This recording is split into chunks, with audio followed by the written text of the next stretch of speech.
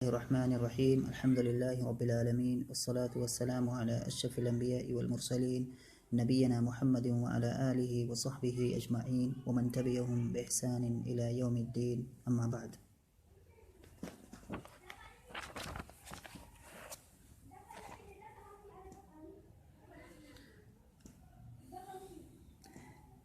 گزشتہ درس کے اندر جو باتیں چل رہی تھیں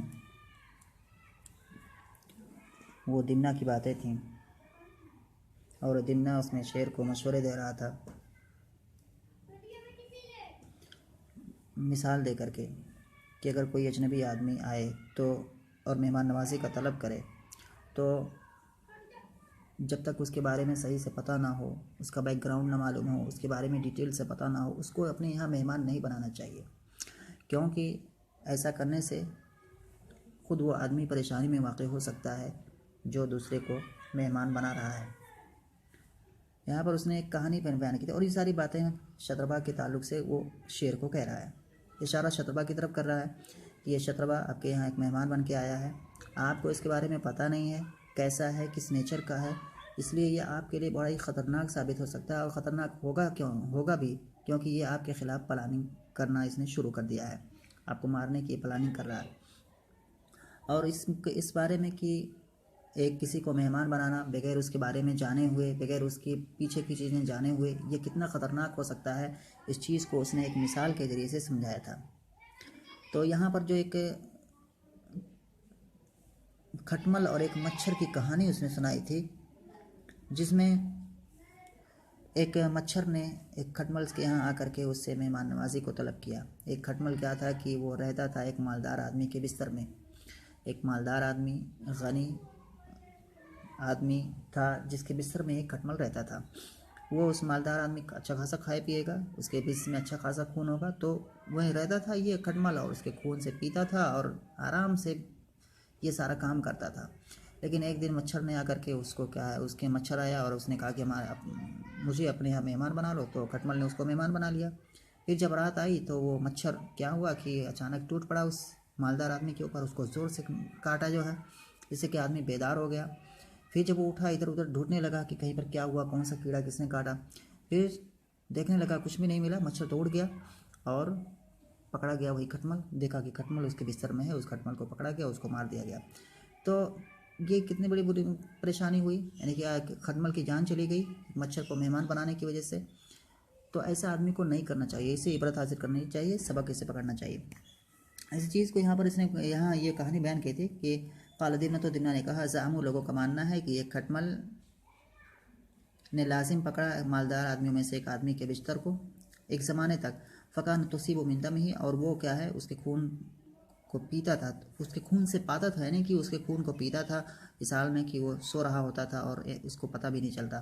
وہ تدیب دبیبا رفیقا، اور وہ ہلکی چال چلتا، نرم چال چلتا۔ فمکثت کذلک حینا، تو یہ کھٹمل اسی طرح سے کرتا رہا ایک مدت تک، یعنی کہ اسی طرح سے ٹھہرا رہا، مکث میں ٹھہرنا، تو یہ کھٹمل اسی طرح سے ٹھہرا رہا ایک مدت تک، یعنی کہ اسی طرح سے وہ اپنا یہ کام کرتا رہا۔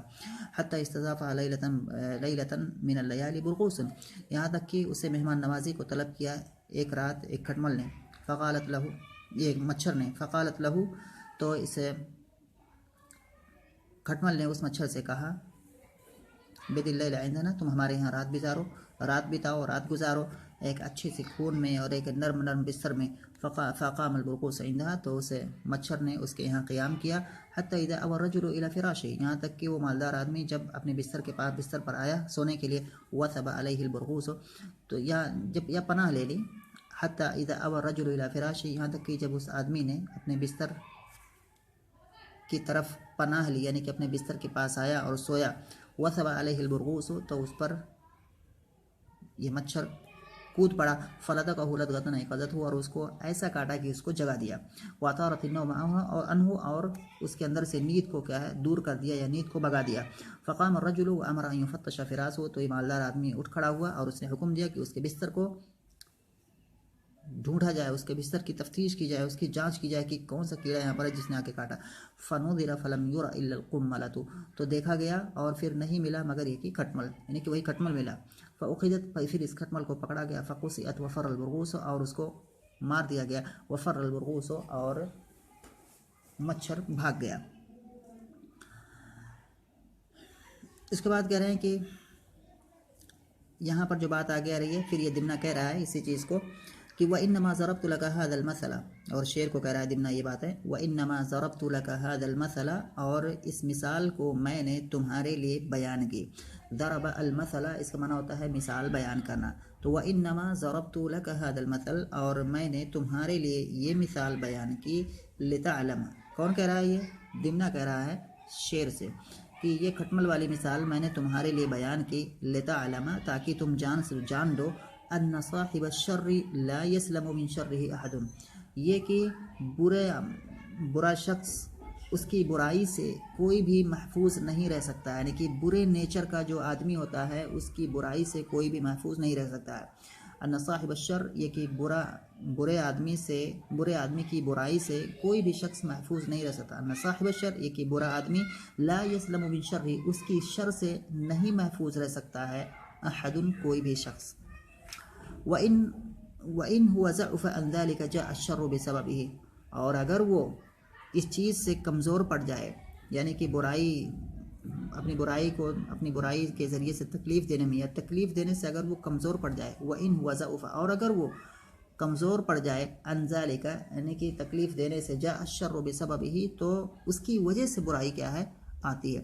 تو ایک آدمی کسی برے آدمی سے کیا ہے، اگر اس کا واسطہ ہے، برے آدمی کے ساتھ اگر وہ رہتا ہے تو وہ بذات خود تکلیف دے گا، اور اگر وہ تکلیف نہیں دے سکتا تو کیا ہے، پھر وہ اس کی وجہ سے کیا ہے، تکلیف آئے گی. جیسے یہاں پر کیا ہے، جو مچھر ہے، تو مچھر نے تو تکلیف نہیں دی اس کو، جو ہے کیونکہ مچھر برے نیچر کا ہے، لیکن وہ کمزور ہے، وہ مچھر تکلیف نہیں دے سکتا اس کو کھٹمل کو. تو کیا ہے، مچھر کی وجہ سے کیا ہے، تکلیف اس کو کھٹمل کو ملی، اور مچھر نے کیونکہ کاٹا، اور پھر اس کی وجہ سے انڈائریکٹلی اس کو تکلیف ملی. تو جو برے نیچر کا آدمی ہوتا ہے، یا تو وہ ڈائریکٹ کیا ہے، سامنے والے کو تکلیف پہنچائے گا، یا یہ کہ اس کی وجہ سے کیا ہے، تکلیف آئے گی. تو یہ چیز کر رہا ہے.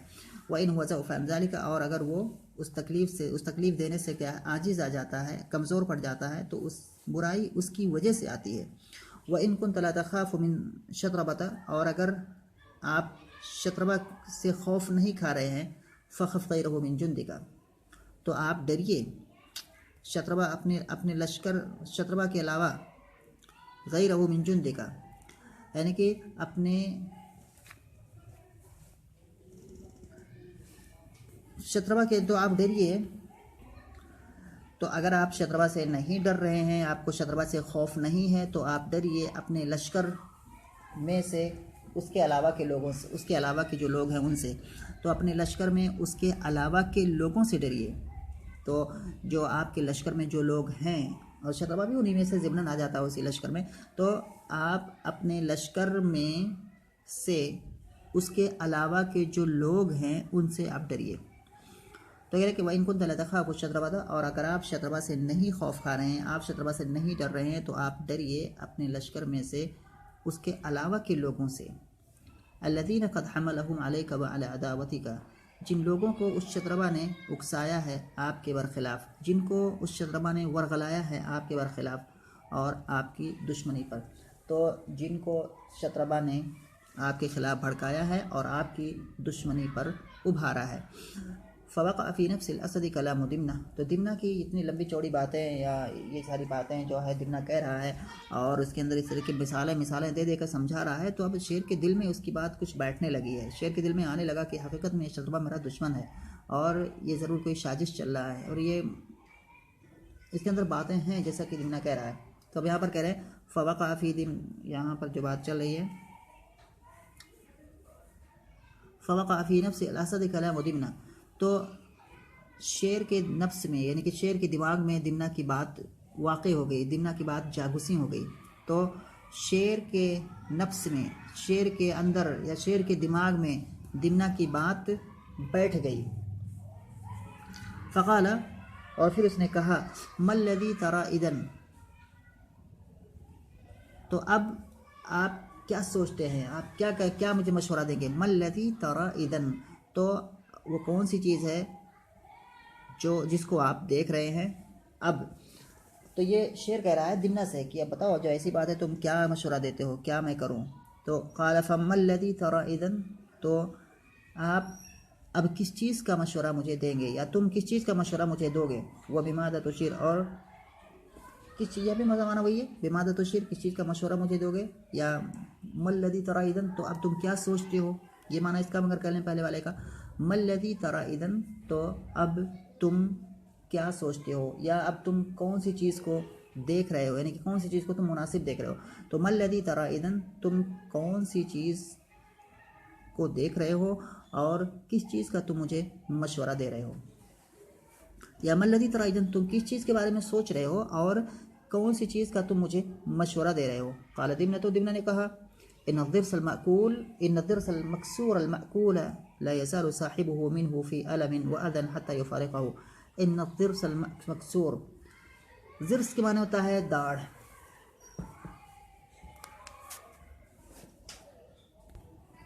تو کہہ رہا ہے کہ ان الضرس المكسور، الضرس داڑھ جو، یا داڑھ کے جو دانت ہوتے ہیں وہی مراد ہے، داڑھ کے دانت. تو ان الضرس المكسور المأكول، المأكول اکیلا یا اکلو کا معنی ہوتا ہے سڑ جانا، اکیلا السن، دانت اگر کھوکھلا ہو جائے، سڑ جائے تو اس کو کہتے ہیں. تو المأکول یعنی کہ سڑا ہوا. ان الضرس المکسور، یقیناً داڑھ کے ٹوٹے ہوئے اور سڑے ہوئے دانت سے اس کا آدمی بالکل پریشانی برابر تکلیف میں رہتا ہے، یہاں تک کہ وہ اس سے جدائی اختیار کر لینے کہ یہاں تک کہ اس کو کیا ہے نکال پھینک دے. تو جو داڑھ کے جو دانت ہوتے ہیں اگر وہ ٹوٹے ہوئے ہیں، سڑے ہوئے ہیں، تو وہ برابر آدمی کو تکلیف دیتے رہتے ہیں، اس کو برابر تکلیف ہوتی رہتی ہے. ہاں اگر اس کو اکھڑوا دے، ڈاکٹر کے جا کے اس کو اکھڑوا کر کے اس کو نکلوا دے، پھر کیا ہے وہ آرام میں ہو جائے گا آدمی، پھر کیا ہوتا ہے آرام میں ہو جاتا ہے. تو مثال بیان کر رہا ہے، ایک طرح سے مثال کے ذریعے سے سمجھا رہا ہے کہ یقیناً ٹوٹے ہوئے اور سڑے ہوئے داڑھ کے دانت اپنے صاحب کو، یعنی کہ اپنے ساتھی کو برابر تکلیف دیتے رہتے ہیں، یہاں تک کہ وہ ساتھی ان دانتوں سے چھٹکارا حاصل کر لے. تو معنی ہو گیا کہ یقیناً ٹوٹے ہوئے اور سڑے ہوئے داڑھ کے دانتوں سے اس کا صاحب یعنی کہ اس کا مالک تکلیف میں رہتا ہے، یہاں تک کہ وہ اس ٹوٹے ہوئے اور سڑے ہوئے داڑھ کے دانت سے چھٹکارا حاصل کر لے، اس سے جدائی اختیار کر لے. اور مراد یہاں پر کیا ہے؟ مراد یہاں پر وہی شتروا ہی ہے. داڑھ کے جو دانت ہوتے ہیں اس سے مراد شتروا کو لے رہا ہے. تو داڑھ کے جو دانت ہوتے ہیں اسے شتروا کو نہ لے، کہ جسے داڑھ کے جو دانت ہوتے ہیں وہ پریشانی میں آدمی کو رکھتے ہیں، یہاں تک کہ وہ اس سے چھٹکارا حاصل کر لے، اس کو نکال کر کے پھینک دے. ایسے ہی شتروا کیا ہے، یہ بھی کیا ہے اسی دانت کے مانند ہے، آپ سے چپکا ہوا ہے، آپ کے لیے پریشانیاں لے کر کے آ رہا ہے. تو اس کا بھی علاج یہی ہے کہ آپ اس کو نکال کر کے یہ پھینک دیں، یا کہ اس کو کیا ہے آپ پھینک دیں یا ختم کر دیں. اس کو کہہ رہا ہے وَالطَّعَامَ الَّذِي قَدْ غَصَتِ النَّفْسُ مِنْ أَنْهُ وتقلقت منه الراحة في قطفه. تو والطعام اور وہ کھانا جس سے کہ نفس کو متلی آئے. غث یغثی کا معنی ہوتا ہے متلی آنا، غث یغثی متلی آنا یعنی کہ جو ہے الٹی جیسی کیفیت کا ہونا. تو والطعام الذي قد غثت النفس منه وتقلقت منه، اور وہ کھانا جس سے نفس کو متلی آئے اور اس سے نفس بے چین ہو، تو راحت اس کو پھینک دینے میں ہے. قذف یغصب کو معنی پھینکنا، اور رحمن آرام، تو راحت یا آرام اس کو پھینک دینے ہی میں ہے. یعنی کہ ایک کھانا ہے کسی آدمی کے پاس، کسی کے گھر میں کھانا ہے، جس کھانے سے کیا ہے آدمی کو متلی آ رہی ہے، اس کو دیکھ کر کے ہی اس سے کیا ہے دل میں بے چینی ہوتی ہے، اس کو نہ کھانا چاہے. تو ایسے کھانے بچنے کا کیا طریقہ ہے کہ اس کھانے کو اٹھا کے لے جا کے کہیں پر پھینک دیا جائے. پھر کیا ہے آٹومیٹک اس کھانے کو دیکھ کر کے نہ تو متلی آئے گی اور نہ ہی اس کو کیا ہے بے چینی ہوگی. یہاں بھی کیا ہے کھانے سے تباہ کو کھانے سے تشبیہ دے رہا ہے. تو اگر کہ طعام اور وہ کھانا جس سے نفس کو متلی آئے، وتقلقت منہ، اور اس سے کیا ہے نفس پریشان ہو، بے چین ہو، تو آرام یا راحت اس کو پھینک دینے ہی میں ہے. اس کو پھینک دیں گے پھر کیا ہے آرام آ جائے گا. اس کے بعد پھر کہہ رہے ہیں والعدو المخوف داؤه وداؤه قتله، والعدو عدو کے معنی دشمن، جمع اعداء اور اعداء دونوں آتی ہے.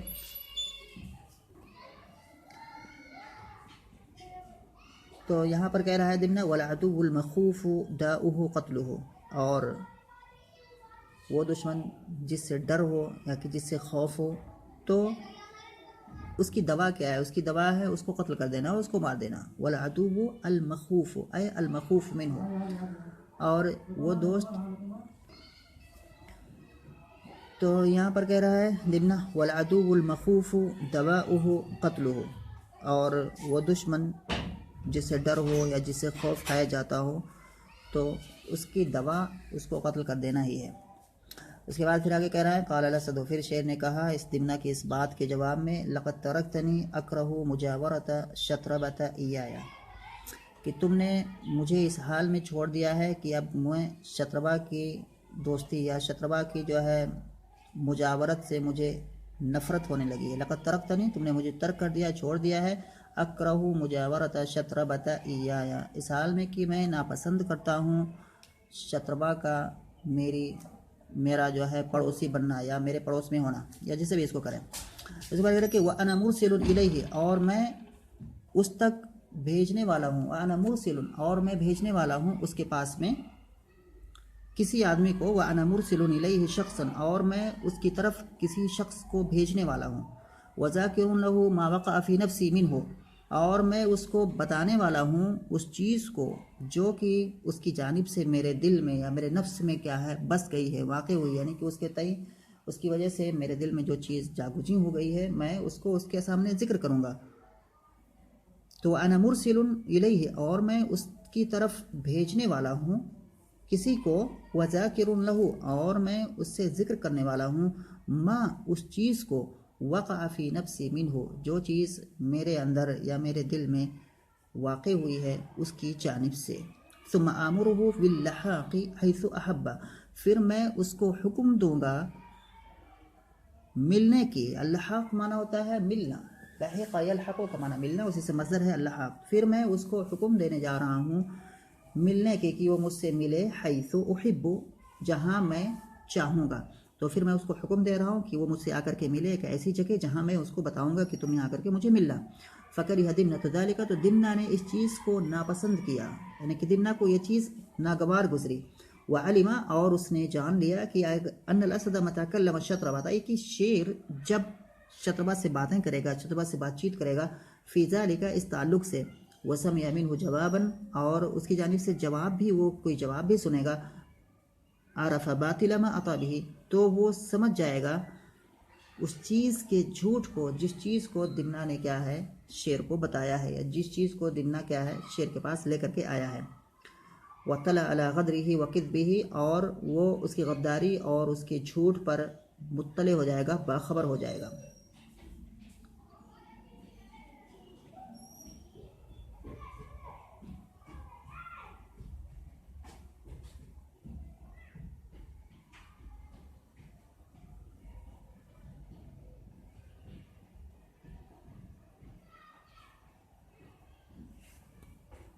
اور اسی پر اکتفا کرتے ہیں، اور چیزیں پڑھیں گے انشاءاللہ اگلے درس میں.